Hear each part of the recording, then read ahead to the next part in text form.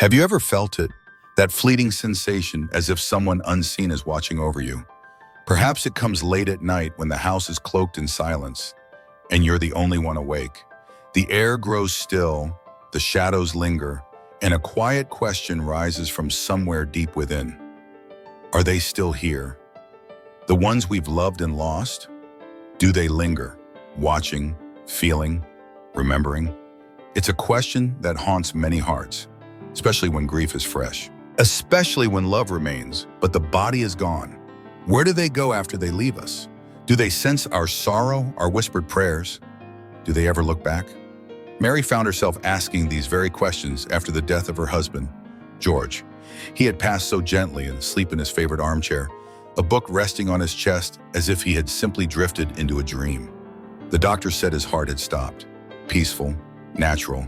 But for Mary, peace was the furthest thing from her mind. She kept replaying the moment, not his last breath, but the seconds before it. Did he see her one last time? Did he feel fear, or was he embraced by a serenity too deep for words? Mary wasn't alone in her wonder. As we grow older, or perhaps simply more aware, the veil between this life and the next begins to stir questions within us. Questions that don't frighten but unsettle. They tug at the core of what makes us human. We live, we love, we lose, we hope. And yet, something inside us whispers that this isn't the end, that love doesn't vanish, it transforms, that those who leave may not be so far away after all. Again, we have hope. Also, at some time, we come to the realization that none of this can be resolved easily. A great deal of the things that we consider to be significant vanish without a trace. Want to know what the soul sees? Do you want to know? Give us a thumbs up if you took part, and make sure to watch the video to find out the shocking truth that is about to be revealed. The idea that the soul does not leave the body immediately after death was something that Emily frequently recalled hearing for the first time from her grandmother when she was little. It is a point in time when the individual still sees everything that they have left behind, and it is only after this moment that they move on. During that time, she had the impression that it was a fairy tale. However, at this point in time, when she found herself on the brink of memory and loss, she desired to think that her grandmother understood more than just words of comfort. It is specifically for individuals such as Emily that this story is given to be told, in order to shed some light on a situation where there is confusion. Those who are going through a loss and are unsure of where to find serenity in order to provide support. Therefore, you are not the only one. Many people are no strangers to this road.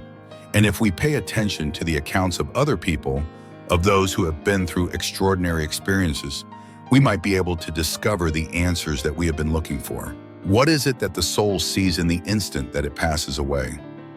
Today, we will make an effort to address this riddle without resorting to mysticism or dread, but rather by relying just on accurate descriptions and observations.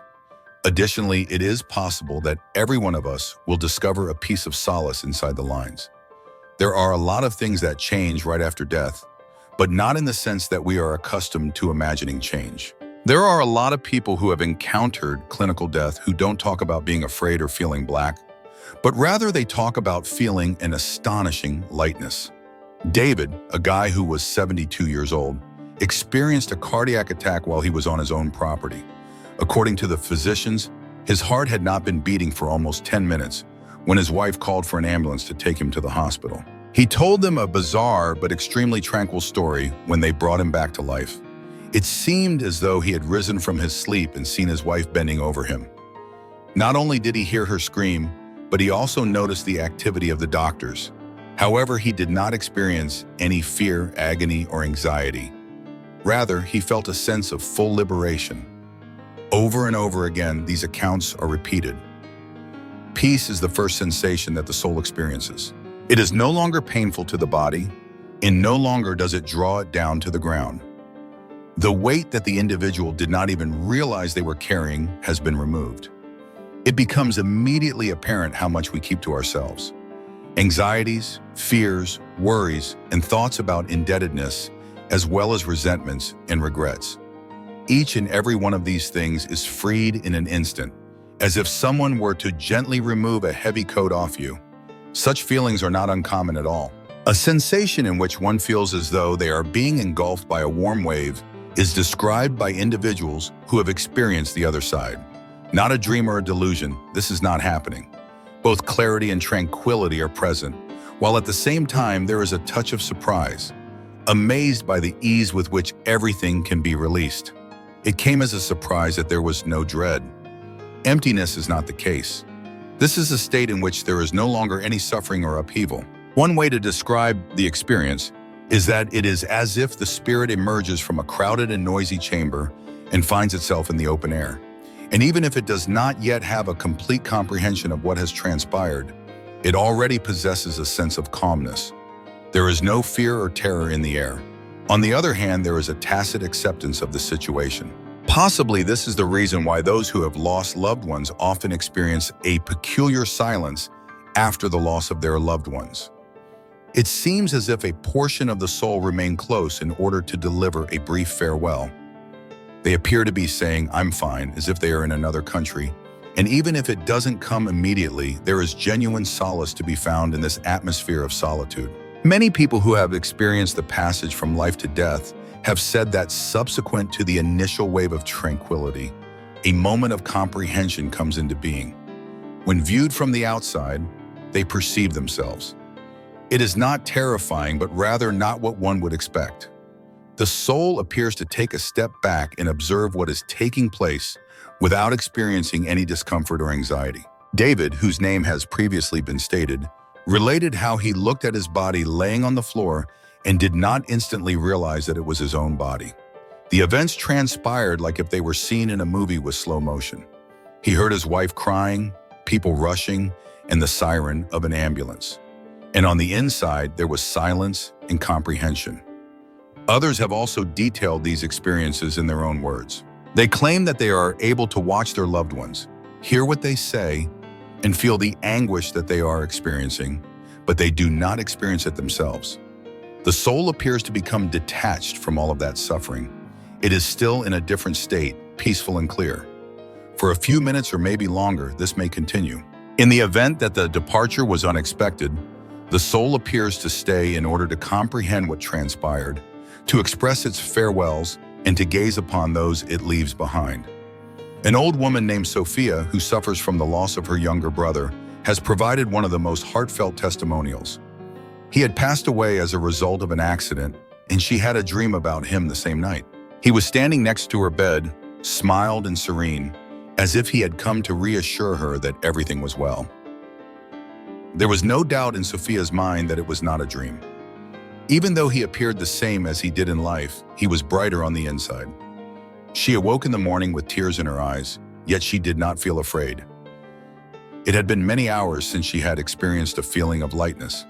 A great number of souls actually remain connected to the people they loved. On occasion, they wait for the time when they will be released from their hold. At other times, all they want to do is offer a demonstration. At certain times, it is of the utmost importance to pay close attention to the feelings that are occurring. Some people experience a surprising sense of serenity, a little breeze, and a coolness. And if you have the impression that someone is close by, it's possible that they are. These are not stories or fantasies in any way. This is the narrative of thousands of people who have traveled across the border and then returned. It is possible that the first step that the soul takes toward comprehending a new state is to begin by seeing oneself and the people that one loves. The time when it states, "I am here, I see, and I remember," is the moment in question. The subsequent moment arrives when the soul starts to become aware that the body has been abandoned, and somebody arrives to welcome it. When those who have experienced clinical death remember their experiences, this is one of the most heartwarming and reassuring moments they have ever had. An overwhelming majority of people speak about a luminous figure or the image of a loved one who has passed away before them. These gurus are not known for their harsh language. In other words, they are present. Upon seeing them, one is immediately filled with an overwhelming sense of affection, security, and comprehension. When Edward, a war veteran who was over 80 years old, was undergoing a heart operation, he described how he had the sensation that he was leaving his body. The brightness of everything increased, and it was in that light that he caught a glimpse of his mother's silhouette. He had just been 15 years old when she had passed away. All he knew about her appearance was from images. However, she was standing right in front of him. youthful, vibrant, and endowed with a warm smile. The memory of Edward's lack of dread came back to him. The sensation of tranquility permeated every part of his being. He was not required to inquire about anything. Without any words, everything was crystal evident. Sometimes, individuals see a figure clad in white and surrounded by a gentle light. This figure is not related to them in any way. There are many who think it is a guardian angel. A spiritual mentor is another option. Neither of these entities are frightening. They demonstrate love that is not conditional. Many people claim that when they are present, all of their weight vanishes.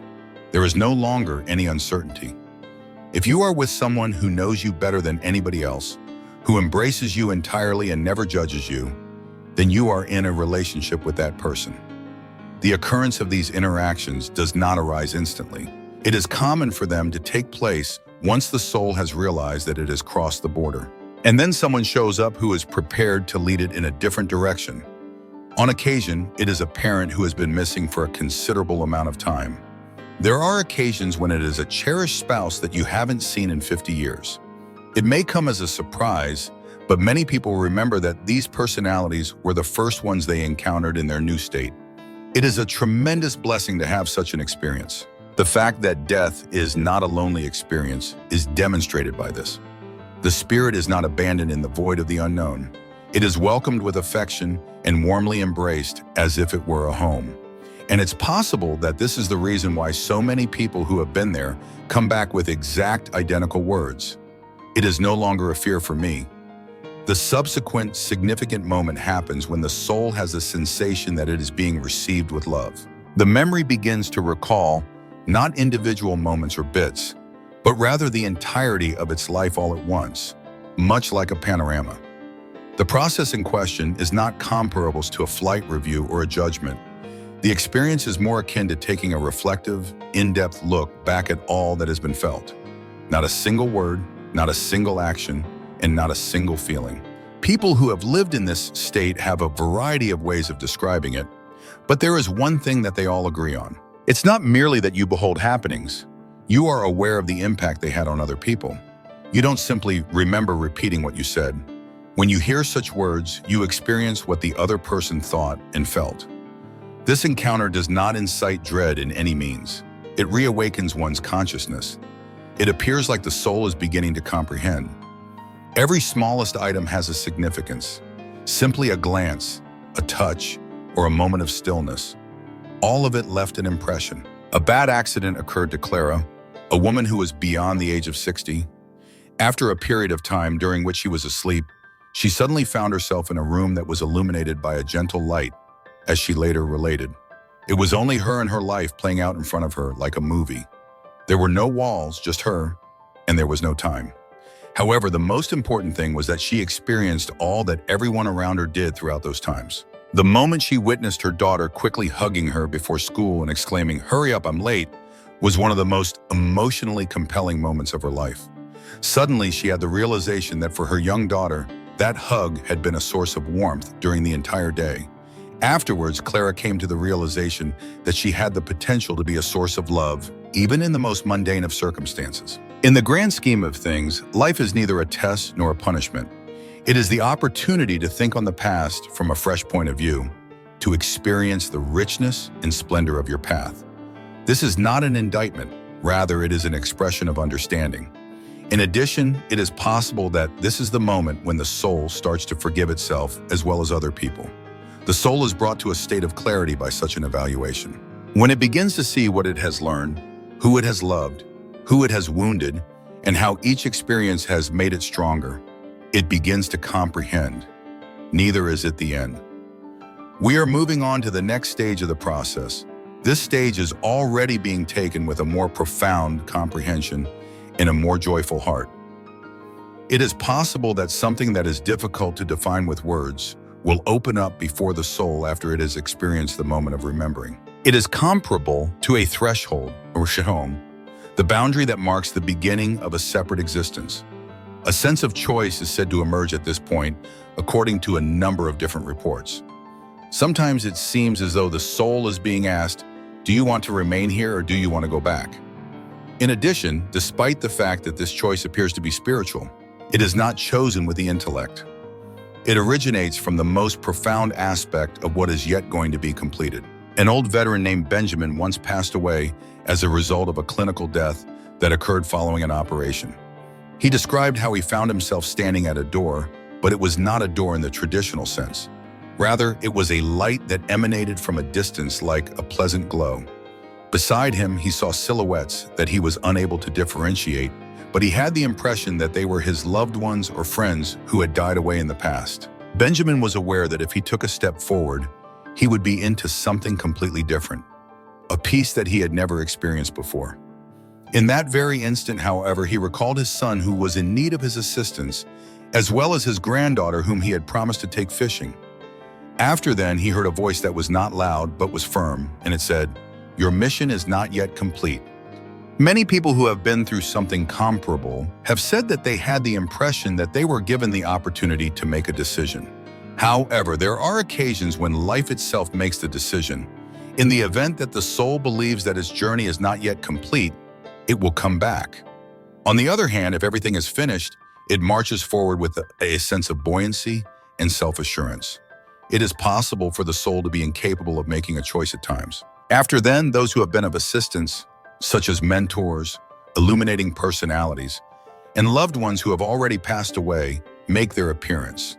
They are not insistent and they do not convince.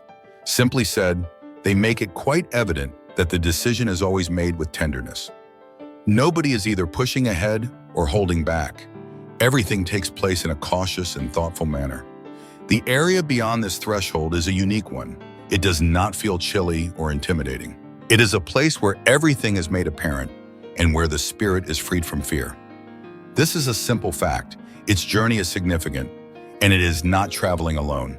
Even if it does decide to come back, it will not be considered a step backward. It is really an additional opportunity to experience life on a deeper level, with a heightened awareness and with love in each and every moment. Even when the soul is prepared to go on to the next stage, there are times when something prevents it from doing so. The occurrence of this occurs when persons who are still alive in the world are unable to let go, afraid, in pain, and hopeless. A strong, unseen connection can be formed between the soul and the soil as a result of all of these factors. As the intensity of the sorrow increases, the strength of this connection also increases. The soul has the sensation that it is being called, kept, and not left undisturbed. It is not because someone intends to bring hurt, but rather because love and Ma's frequently are inextricably linked. After a protracted illness, Rachel did not survive her husband. Nearly 40 years had passed since he had been her support. Subsequent to his passing, she was unable to accept it. Each and every day started with tears.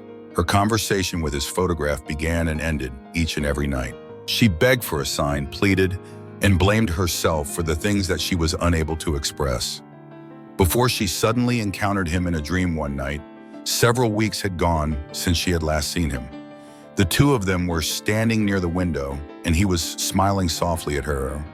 She experienced warmth rather than pain for the very first time in all of that time. After waking up, Rachel had an epiphany of comprehension. Not because he had stayed, but rather because she had not allowed him to leave. He had arrived.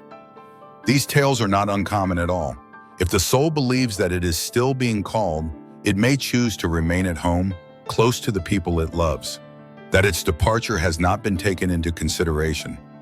Dreams, weird sensations, spontaneous memories, and a constant feeling of presence are some of the ways that it can sometimes present herself. Some people have the impression that he is still present. Perhaps they are correct, but not because the soul is confined, or because the love has not yet released its hold on the individual. The significance of this cannot be overstated. It's not a terrible thing. In a natural way, leaving someone behind is never an easy task because we are emotional beings. To declare "I love you" is nonetheless something that must be done at some point. I do not forget you. You can leave now, however. The connection is not severed by these words. It is now healed.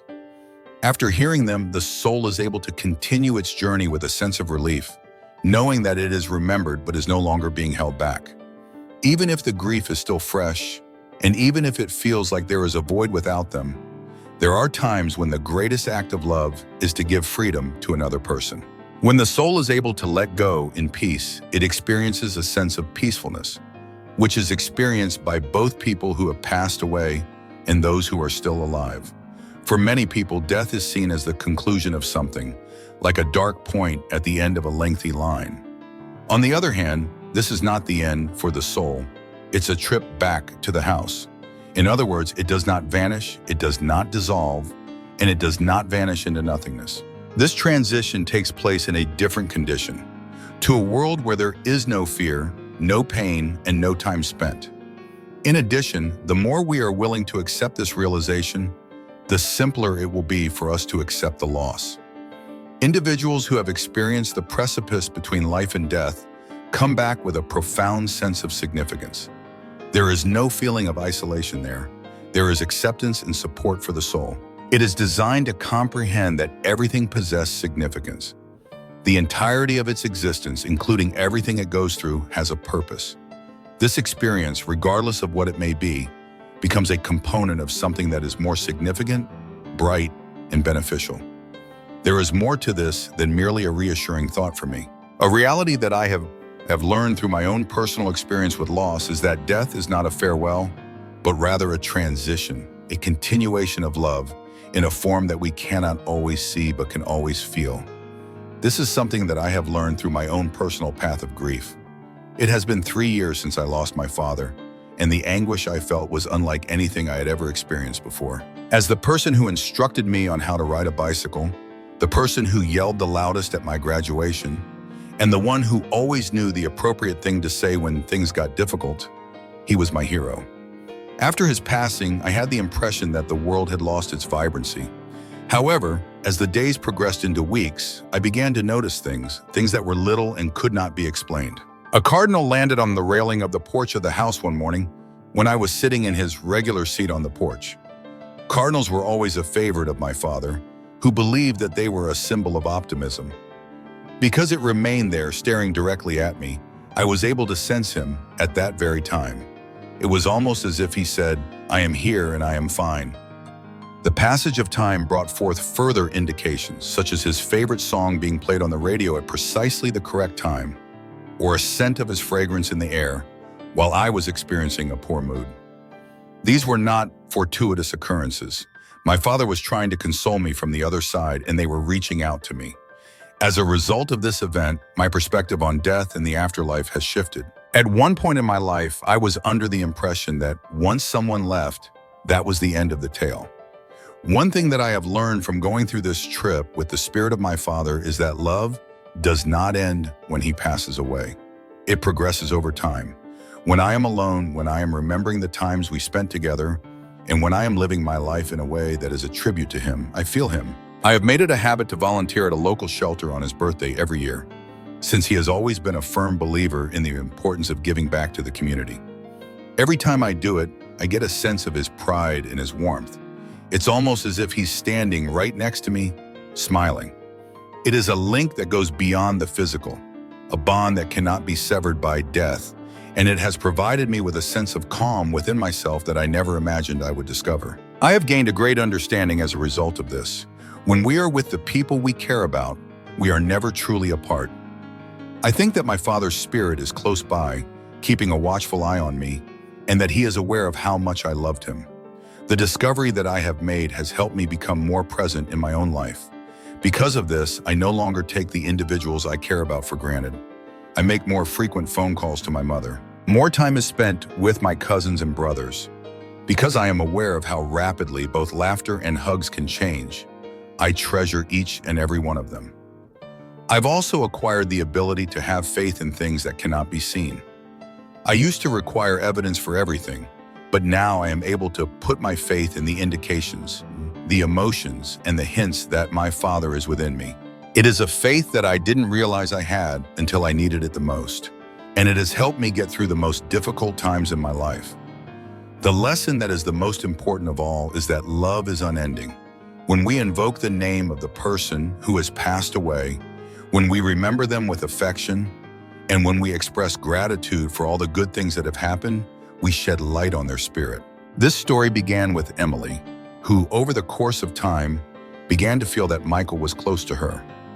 Not in the manner that he had been in the past, not physically, but rather in the stillness, in her thoughts, and in her dreams. There were quiet moments when she swore she could hear his voice, not in the room, not with her ears, but deep within, like an echo in her soul. When life placed heavy choices before her, she sometimes felt his silent approval, a presence just beyond the veil, offering comfort not with words, but with knowing. This connection, it's not an illusion, it's not memory, it's something more.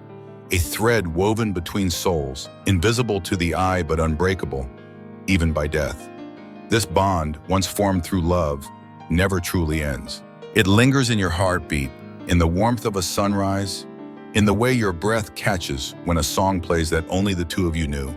It whispers in dreams, in moments of stillness, and in the space between now and forever.